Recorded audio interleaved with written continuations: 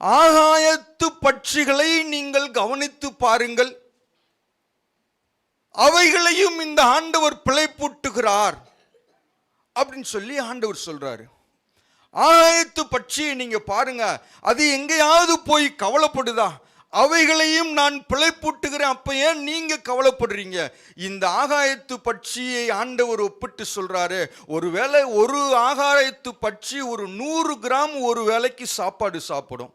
மிஞ்சி மிஞ்சி போனால் ஒரு நாளைக்கு ஒரு 1/2 kg தான் அதால் ஏதாவது சாப்பிட முடியும். ஆனால் எனக்கு அப்படி இல்லை. இந்த உலகத்தில் ஜீவிக்கணும்னா எவ்வளவோ இருக்குது, நான் எப்படி இந்த உலகத்தில் சர்வே பண்ணுறதுன்னு சொல்லி இந்த அதிகாரங்களெல்லாம் வாசித்து பார்த்தும் கூட கவலை நெருக்கி கொண்டே தான் இருக்கிறது.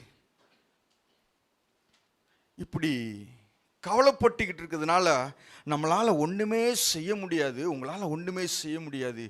நீங்க கவலைப்படாதீங்கன்னு சொல்லி ஆண்டவர் சொல்றாரு. இந்த ஆகாயத்து பட்சியை பாருங்கள் அப்படின்னு சொல்லி சொன்ன ஆண்டவர் இன்னொரு காரியத்தையும் சங்கீத புஸ்தகத்தில் எழுதி வைத்திருக்கிறாரு. கூப்பிடுகிற காக்கை குஞ்சுக்கு நான் ஆகாரம் கொடுக்கிறேன்னு சொல்லி ஆண்டவர் சொல்றாரு. இந்த காக்கா, இந்த உலகத்தில் எத்தனை காக்கா இருக்கும்?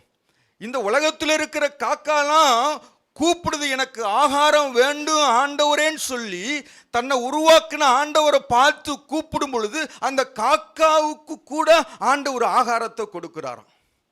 ஆகையினால அந்த காக்கா கவலைப்படுறது இல்லை. ஏன்னா என்னை உருவாக்கின ஆண்டவர் எனக்கு டெய்லி நேரத்துக்கு தகுந்தவாறு எனக்கு ஆகாரத்தை, எனக்கு சோற போட்டுறாரு. ஆகையினால நான் கவலைப்பட வேண்டியதில்லைன்னு சொல்லி அந்த காக்காவும் கவலைப்படுறதில்லை. அந்த கூப்பிடுற காக்க குஞ்சுக்கு நான் ஆகாரம் கொடுக்கிறேன்னு சொல்லி சொல்றாரு. இன்னொரு இடத்துல வாசிக்கலாம். சங்கீதக்காரனாகிய தாவீது எழுதின புஸ்தகத்தில்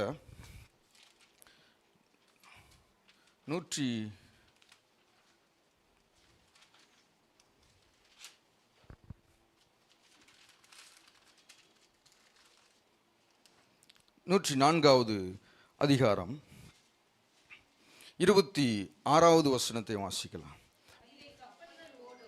சமுத்திரத்திலே கப்பல்கள் ஓடும், அதிலே விளையாடும்படி நீர் உண்டாக்கின திமிங்கலங்களும் உண்டு. ஏற்ற வேளையிலே ஆகாரத்தை தருவீர் என்று அவைகள் உம்மை நோக்கி காத்திருக்கும். ஐயா, நான் கூப்பிடுற காக்க குஞ்சுக்கு நான் சோறு போடுறேன், அவை கவலைப்படாம இருக்குது. இந்த உலகத்தில் இருக்கிற எல்லா ஆகாயத்து பட்சிகளுக்கும் நான் தான் சோறு போடுறேன், ஆகையினால அது கவலைப்படாம இருக்குது.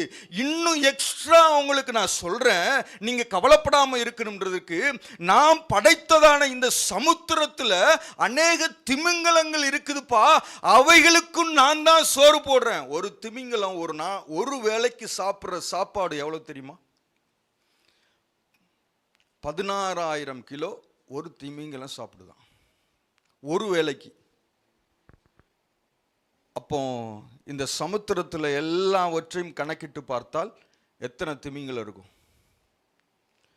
இந்த திமிங்கலம், ஒரு திமிங்கலம் 16,000 கிலோ சாப்பாடை சாப்பிட்றதுக்கு நான் தான் போஷிக்கிறேன். அது கவலைப்படாம என்ன செய்தான்? ஏற்ற வேளையிலே ஆகாரத்தை தருவீர் என்று சொல்லி காத்து கொண்டிருக்கிறது. அவருக்கு தெரியும், இத்தனை மணி ஆயிருச்சுன்னா இந்த இடத்துல இந்த திமிங்கலம் வாயை திறந்து கொண்டிருக்கும் சொல்லி அவர் தெரிஞ்சிருந்து அதற்குரிய ஆகாரத்தை வேற ஒரு இடத்திலிருந்து கூட அவர் என்ன செஞ்சிருவாரு? இந்த திமிங்கலத்துக்கு சாப்பாடை கொடுத்துருவாரு. ஆண்டவர் இவைகளை வாய்களை திறக்கும் பொழுது அவைகளுக்கு ஆகாரத்தை கொடுக்கிறான்னு சொல்லி வேதத்தில் தெளிவாக ஆண்டவர் எழுதியிருக்கிறார். இப்பேற்பட்ட ஆண்டவர் இருக்கும் பொழுது நான் ஏன் கவலைப்படணும்?